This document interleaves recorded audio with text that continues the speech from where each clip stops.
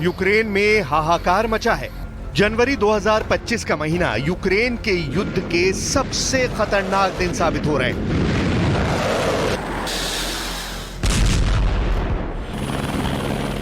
और अब इन तस्वीरों ने ज़ेलेंस्की की सेना के अंदर बड़ा हड़कंप मचा दिया है।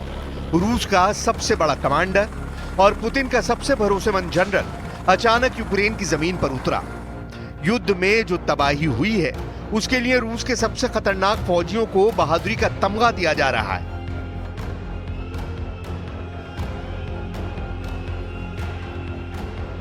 ये है chief of Russian general staff Valery Gerasimov.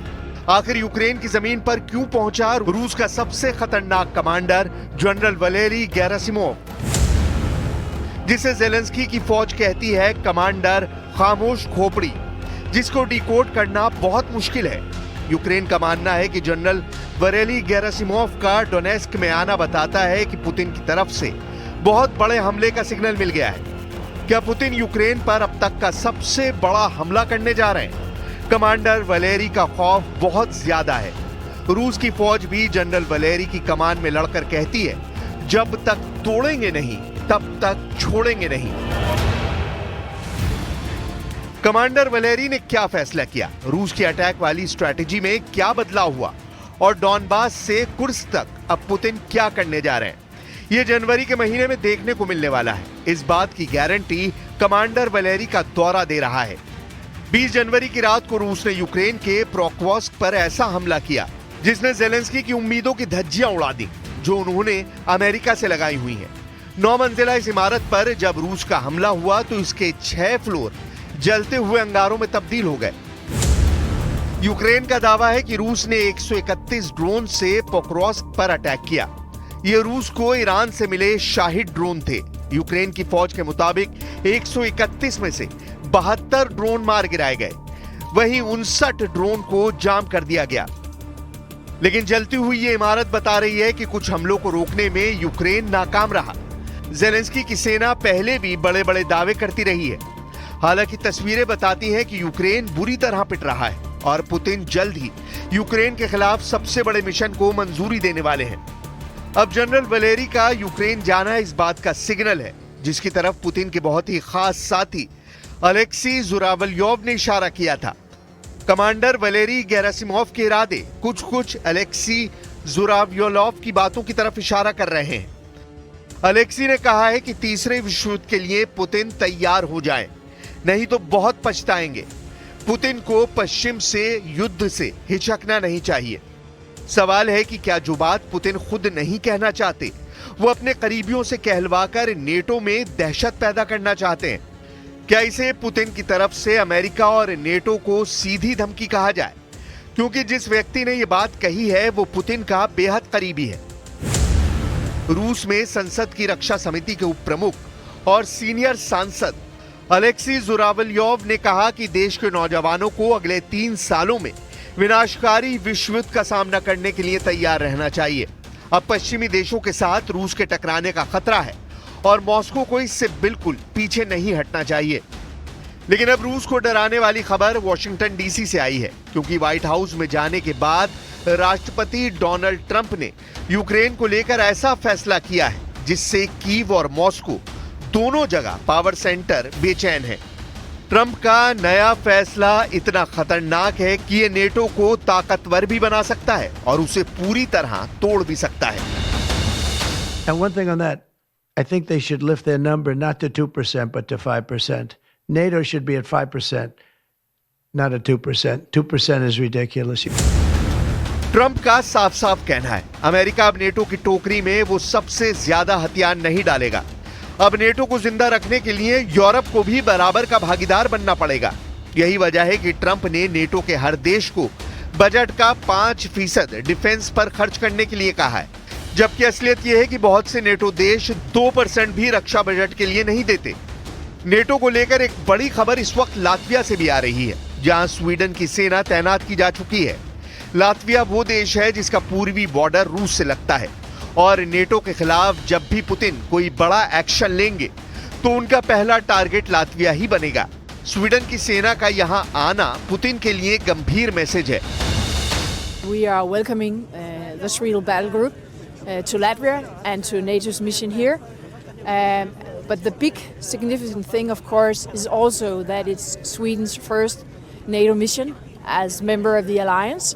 Sweden have participated in NATO missions before, but this is, as I said, the first one as a NATO member. And of course, I think it's significant that they are here, but I think also it's a sign on how Sweden see the security in the area, but also how we stand together in the alliance. Zelensky के लिए बड़ी राहत है, लेकिन Ukraine इतने से खुश नहीं है। व्लादिमीर ज़ेलेंस्की ने नेटो से बहुत बड़ी फौज की डिमांड कर डाली है, जो यूक्रेन में तैनात रहकर रूस के युद्ध पर ब्रेक लगा दे। लेकिन क्या ऐसा मुमकिन है? क्योंकि ज़ेलेंस्की की डिमांड पूरी करना यूरोप क्या अमेरिका के लिए भी आसान नहीं होगा। ज़ेलेंस्की ने रूस को रोकने के लिए 2000 नहीं, 20,000 नहीं, बल्कि 2 लाख फौजियों की मांग कर डाली है। सवाल है कि क्या रूस के खिलाफ यूरोप के सैनिकों की कुर्बानी देना चाहते हैं Zelensky? From all the Europeans, 200,000. It's a minimum. It's a minimum. Otherwise, it's nothing. Otherwise, it's something, like somebody, like we had OSCE, and nobody knew where they can help you. Just they had the offices, and that's all. Zelensky इसलिए panic button दबा रहे हैं क्योंकि Putin ने अपने सबसे बड़े commander को यूक्रेन भेजा है। जनरल वैलेरी गेरासिमोव का डोनेस्क दौरा आने वाले दिनों में किसी बड़े हमले का सिग्नल दे रहा है। वैसे यूक्रेन के वॉर जोन से आ रहे वीडियो ज़ेलेंस्की को बहुत परेशान कर रहे हैं। ज़ेलेंस्की ने कह दिया है कि युद्ध के मैदान में हालात बहुत नाजुक हैं। रूस की 15 लाख की सेना के आगे यूक्रेन कमजोर है। उसके पास इसके आधे सैनिक भी नहीं है। वैसे मैन पावर क्या, यूक्रेन के पास तो लड़ने के लिए ढंग के हथियार भी नहीं है, और ये बात यूक्रेन के फौजी खुद बता रहे हैं। 18 років брати їх зразу на штурм, це трохи глупо. Мені кажеться, це має бути, якщо він навіть буде йти, це має бути свобода волевиявлення. Да? Тобто він має, якщо він осознанно хоче, він розуміє, що він зможе, 18 років, то без проблем. लेकिन ज़ेलेंस्की ने बाइडेन के बाद अमेरिका के नए राष्ट्रपति को कश्मकश में डालने वाला नया ट्रम्प कार्ड भी चल दिया है। ज़ेलेंस्की ने कहा है कि ट्रम्प चाहेंगे तो यूक्रेन नेटो में शामिल होगा, वो नहीं चाहेंगे तो नहीं हो पाएगा। Якщо Трамп буде готовий бачити Україну в НАТО, ми будемо в НАТО. Всі будуть за. І якщо президент Трамп не буде готовий бачити нас в НАТО, ми не будемо в НАТО. लेकिन ट्रम्प के आने के बाद पूरा यूरोप घबराया हुआ है। घबराहट इस बात की है कि अगर यूक्रेन और बाकी मोर्चों से अमेरिका पीछे हट गया तो यूरोप का क्या होगा?